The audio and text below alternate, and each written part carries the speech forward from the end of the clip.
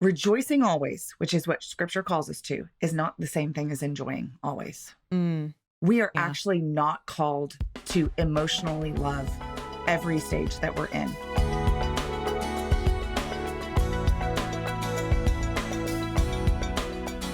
You have lots of kids and they range in age from, is 17 your oldest? Yes.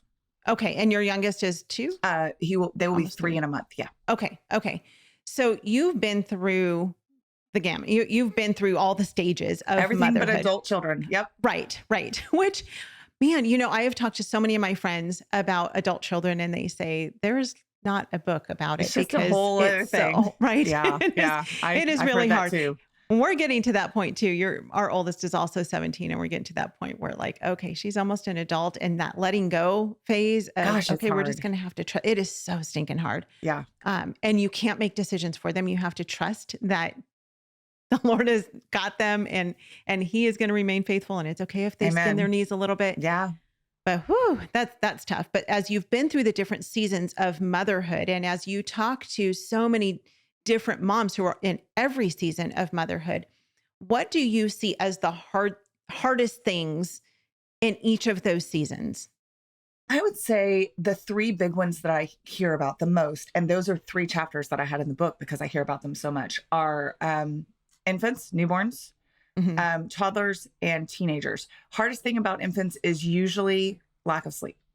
Hardest thing about toddlers is 0 emotional regulation, right? Everything is a big deal. No self-control. No self-control. You hand them their favorite plate and they're so angry at you because you handed them their favorite plate that they asked for. There's no logic. And the thing about teenagers is exactly what you just said. You got to trust that, assuming that you've been faithfully pouring in for all of these years, that as you peel back those layers of authority and control that you've been able to have up to that point, because it's your God-given responsibility to make decisions that help them out, right? That they will stay the path, assuming that they're even on the path. And that's terrifying.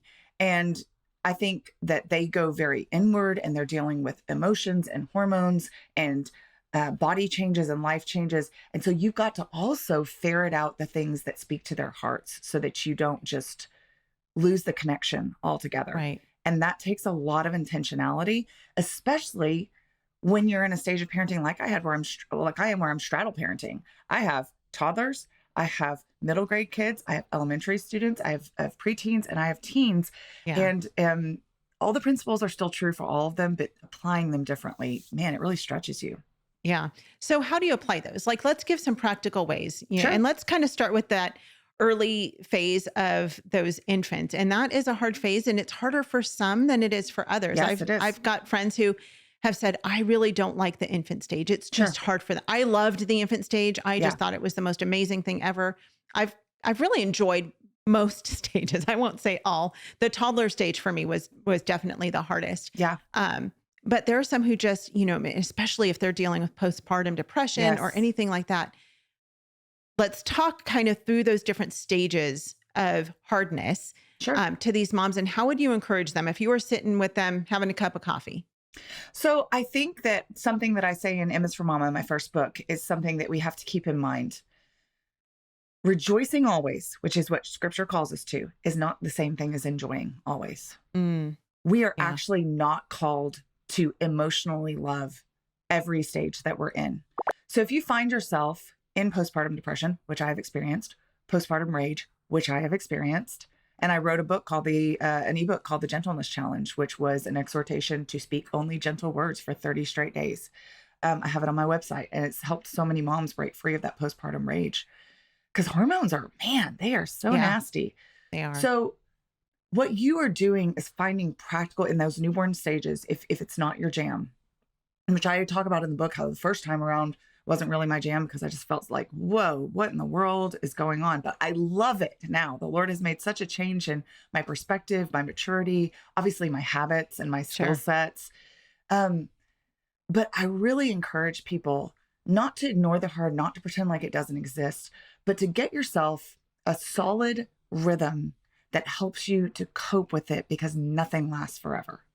So if you aren't getting very much sleep, instead of drinking 5 cups of coffee throughout the day, find yourself a supplement that gives you some natural energy. Mhm. If you absolutely cannot have any family members close by, and you do have a good friend, swap some babysitting with her. Just have her come sit with the baby while you get a nap. I know that it's a lot to ask, and but sometimes when we're struggling, we wallow in our struggles. Mhm. When the Lord is over there, like, I'm trying to give you some little things that'll make it manageable. And Yeah. then when we get those little things, it becomes more manageable. 9 months later, all of a sudden we're like, I made it through the hardest 9 months, and I feel like I'm like still alive. myself. I'm alive, and I feel a little bit more normal. Everything that was really hard before is not as hard now, because the Mhm. Lord does grow us. He really does kind of Yeah. stretch us and make us realize that we are a little tougher in His strength than we thought we were. I have 2 toddler podcasts, so if you are wanting more than what I say here about toddlers, go there. Okay. Because they are my most listened to episodes, because I think that's the stage, just like you talked about, that Yeah. most moms are like, I can't even, like, what? Right. Nobody prepared me for this. Right. And even now with my 9th and 10th toddlers, although most of the things that they do don't faze me very much because I've seen them so many times, it's still frustrating. Like, I'm driving home from teaching a class at the gym, and they're squawking happily, sometimes not happily, but happily in the back. And that is like the most benign toddler antic in the world. And yet my ears are still ringing, Yvette. And I would love to not be screeched at, even if it's Right. happy screeched at, And then, of course, there's the version that's not happy screeched at. So with toddlers, you are constantly modeling what they can't grasp for themselves. Mhm. But the biggest thing that I encourage parents to do is to remember that they're an adult and that toddler is a toddler. Right. It would probably amaze you, if you haven't talked yourself through this concept Right. yet, how much it helps your mindset to go, oh, right. He hasn't had 29, 36, 45 years to Yeah. work on this. He's had 18 months. Yeah. We're going to have to give some grace here. Right. And then, of course, practical tips, which I do talk about in the podcast. But I think the biggest mindset shift there is, the Lord has called me to be the adult here. Of course, He's not going to act like an adult. He's not there yet, as opposed to, how could I possibly be expected to deal with this kind of nonsense? Right. Expecting nonsense Right. without a negative attitude can help you so much. Yeah. Teens, it's absolutely about going after their hearts. Yes, you have to hold the line on truth, but find what foods they like, find what movies they like, find where they want to go and what they like to do. And if it's not immoral, obviously, do that with them. Yeah. Ping pong, pickleball, playing board games, playing chess with them. We can start to tap out at that age because we're tired. We are weary of doing good. But if you can find a direct line into their hearts and pay attention, teens can be delightful. They're so much fun. Yeah, they are fun. I love the teen years so much.